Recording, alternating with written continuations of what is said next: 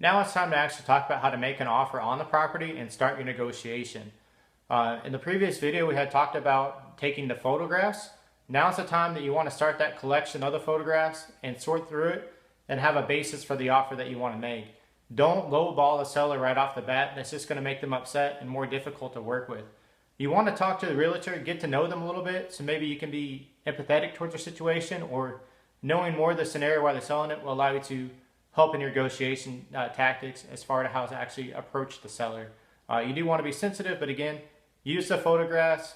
Again, write down the likes and dislikes of the property so you know whether it's going to be harder to sell in the future. Most likely you're probably going to want to hang on to this piece of property, but you never know what comes up, and you want to know how to get out of the investment if you need to do so. Whenever you make an offer, make sure that you make the offer in writing. Most realtors won't accept anything unless it is in writing. That's very important to do so that we have a basis to go back on. Also, whenever you're making the negotiations, you want to think ahead to what's actually going to be on the closing costs and the HUD statement later on in the process. Who's going to pay for the title fees? Who's going to pay for the escrow fees? Who's going to pay for the title policy insurance, recording fees, prorated taxes? All that, those are things that you want to consider now whenever you're making the offer. So what we did in our process, we put an offer in. The property was asking $14,900. There's a 30-foot ravine that's going across it. There's a sanitary easement, a water well nearby that we can't build within a certain radius in.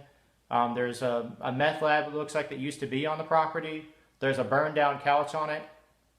I lowballed the guy, but I did it with a basis. I presented my photographs. I said, hey, this is the reason for my offer. I'm offering you $8,000.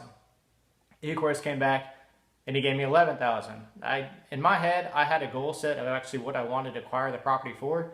This is important to do. Don't get excited. Don't make a decision right away. Sit and think about it. So what a lot of people do, and this will help you be more successful in negotiation, is to just go silent.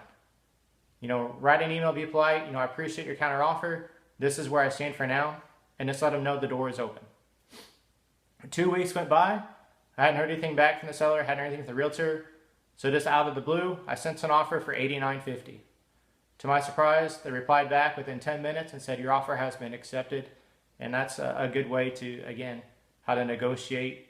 Don't be afraid to be patient. Go silent if you need to do so.